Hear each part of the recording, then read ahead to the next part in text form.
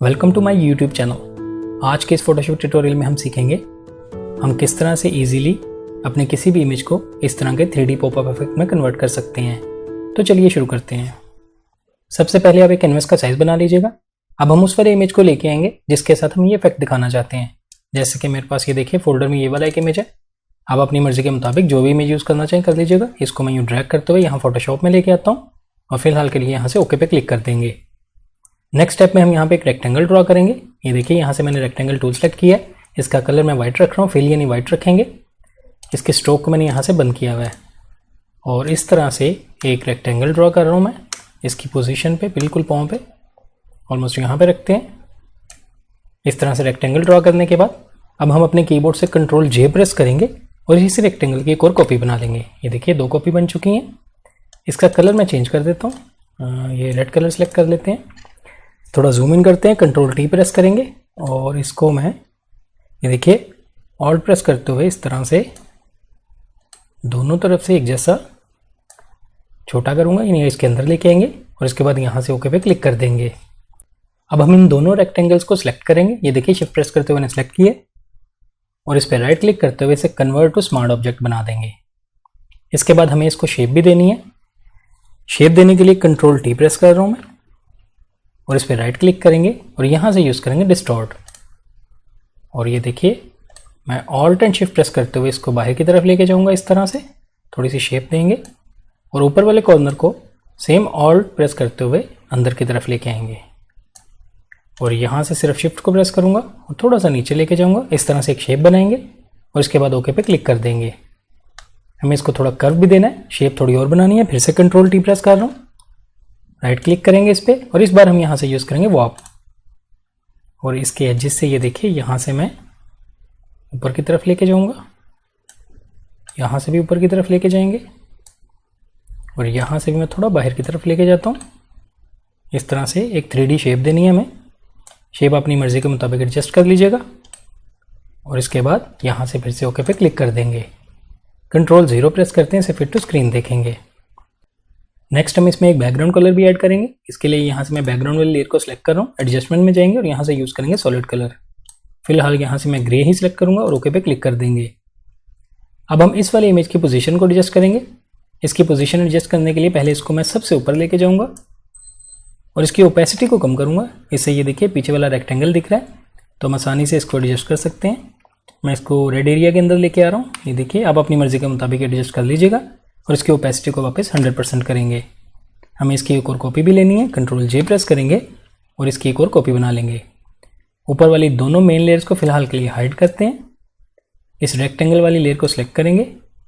मुझे इस red area के पिक्सेल्स की सिलेक्शन बनानी है। इसके लिए यहाँ से मैं मैजिक वन टूल सेलेक्ट करूँगा और एक क्लिक करते हुए ये देखिए चूँकि ये एक ही कलर है आसानी से इसने इसकी पिक्सेल्स की सिलेक्शन बना दी है। यूँ सिलेक्शन बनाएंगे और जो इससे ऊपर वाली लेयर थी इसको सिलेक्ट करेंगे और यहाँ से इसको विजिबल करेंगे और इसके बाद आप यहाँ से लेयर मास्क ऐड कर दीजिएगा। ये देखिए लेयर मास्क यहाँ पे अप्लाई हो चुका है, आपको यहाँ पे थंबनेल दिख रहा होगा। अब हम टॉप वाली लेयर को सिलेक्ट करेंगे और इसको यहाँ से विजिबल करेंगे। हमें इसके सब्जेक्ट की सिलेक्शन बनानी है। यहाँ से जाएंगे सिलेक्ट में और सब्जेक्ट पे क्लिक करेंगे। सिलेक्शन आप किसी भी टूल से बना सकते हैं। ये देखिए सब्जेक्ट ने रफ सिलेक्शन कर दी है। अब मैं यहाँ से क्विक सिलेक्शन टूल सेलेक्ट करता हूँ और इसकी सिलेक्शन को हम बेहतर करेंगे। नीचे से हमें सिलेक्शन बेहतर करने की ज़रूरत नहीं है क्योंकि ये एरिया ओरिजिनल इमेज के अंदर आएगा। ये देखिए सिलेक्शन बन चुकी है। जैसे ही आप सब्जेक्ट की सिलेक्शन बनाएंगे आपने फिर से लेयर मास्क ऐड करना है। जैसे मैं लेयर मास्क वाले आइकन पर क्लिक करूँगा ये देखिए लेयर मास्क ऐड हो चुका है। नेक्स्ट स्टेप में हम यहाँ पे इसका शेडो क्रिएट करेंगे। मैं नीचे रेक्टेंगल वाली लेयर को सिलेक्ट कर रहा हूँ, कंट्रोल जे प्रेस करते हुए इसकी एक कॉपी बना लेंगे और नीचे वाली जो लेयर है इसको सिलेक्ट करते हुए इस पर ब्लैक कलर फिल करेंगे। यहाँ से जाएंगे एफएक्स में यूज़ करेंगे कलर ओवरले। कलर ओवरले में ब्लैक सेलेक्ट कर रहा हूँ और ओके पे क्लिक कर देंगे। कंट्रोल टी प्रेस करेंगे, इस पर राइट क्लिक करेंगे और यहाँ से फिर से यूज़ करेंगे वॉप और नीचे लेके आएंगे इसको, यहाँ से भी लेके आएंगे नीचे और इस तरफ से ये देखिए बाहर की तरफ लेके आएंगे थोड़ा सा। यहाँ से भी सेंटर से थोड़ा सा मैं ऊपर की तरफ लेके जा रहा हूँ। ये आप अपनी मर्ज़ी के मुताबिक जितना आपको बेहतर लगे आप एडजस्ट कर लीजिएगा। ये देखिए इस तरह से और यहाँ से ओके पे क्लिक कर देंगे। हमें इसको ब्लर भी करना है। इसके लिए यहाँ से जाएंगे फिल्टर में ब्लर और यूज़ करेंगे गॉसियन ब्लर। यहाँ आने के बाद इसकी वैल्यू मैं 16 टाइप करता हूँ। आप अपने इमेज के मुताबिक कम या ज़्यादा कर सकते हैं और ओके पे क्लिक कर देंगे। इसकी ओपेसिटी भी कम करेंगे। यहाँ से इसकी ओपेसिटी मैं 70 टाइप करता हूँ और एंटर कर देंगे। नेक्स्ट स्टेप में बैकग्राउंड कलर चेंज करेंगे। ये देखिए जो हमने स्टार्ट में अप्लाई किया था। बैकग्राउंड कलर आप जो भी रखना चाहें रख लीजिए। मैं यहाँ से स्काई का कलर यूज़ कर रहा हूँ, इस तरह से। ये आपकी मर्ज़ी है, आप जो भी कलर यूज़ करना चाहें कर लीजिएगा। मैं थोड़ा सा इसको ब्राइट कर लेता हूँ। कलर्स आप अपनी मर्ज़ी के मुताबिक यूज़ कर सकते हैं और ओके पे क्लिक कर देंगे। एक न्यू लेयर ऐड कर रहा हूँ। ये देखिए ब्लैंक लेयर ऐड हो चुकी है। ब्रश टूल सेलेक्ट करेंगे, बी प्रेस किया अपने कीबोर्ड से। ब्रश का साइज़ थोड़ा सा मैंने बढ़ा किया है। फोरग्राउंड कलर वाइट रखा है, ओपेसिटी 100%। और ये देखिए क्लिक करेंगे, यहाँ पे थोड़ी सी ब्राइटनेस ऐड की है और इसकी ओपेसिटी भी मैं कम कर रहा हूँ। इसकी ओपेसिटी को मैं आई थिंक 60 कर दूंगा और एंटर कर देंगे। नेक्स्ट स्टेप में यहाँ पे मैं कुछ क्लाउड्स ऐड कर देता हूँ। मेरे पास ये देखिए इस फोल्डर में कुछ क्लाउड्स हैं। इसको मैं ड्रैग करते हुए यहाँ पे लेके आऊँगा और यहाँ पे रखते हुए इसको रिसाइज करेंगे।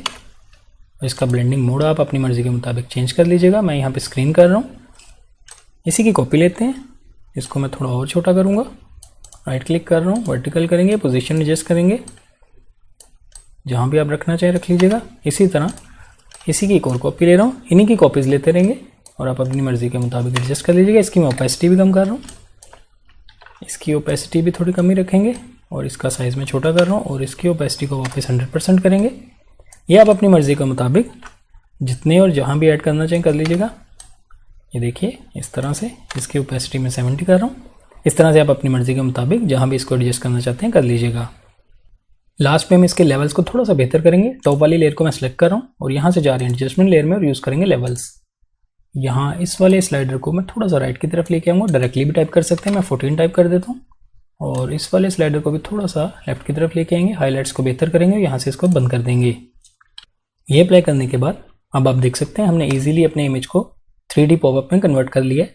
इस तरह आप भी ईजिली अपने किसी भी इमेज को इस तरह के इफेक्ट में कन्वर्ट कर सकते हैं। आई होप आपको आज का ये ट्यूटोरियल अच्छा लगा होगा। वीडियो पसंद आई तो लाइक कीजिएगा, मेरे चैनल को सब्सक्राइब कीजिए। मिलते हैं नेक्स्ट वीडियो में एक न्यू ट्यूटोरियल के साथ। Thank you.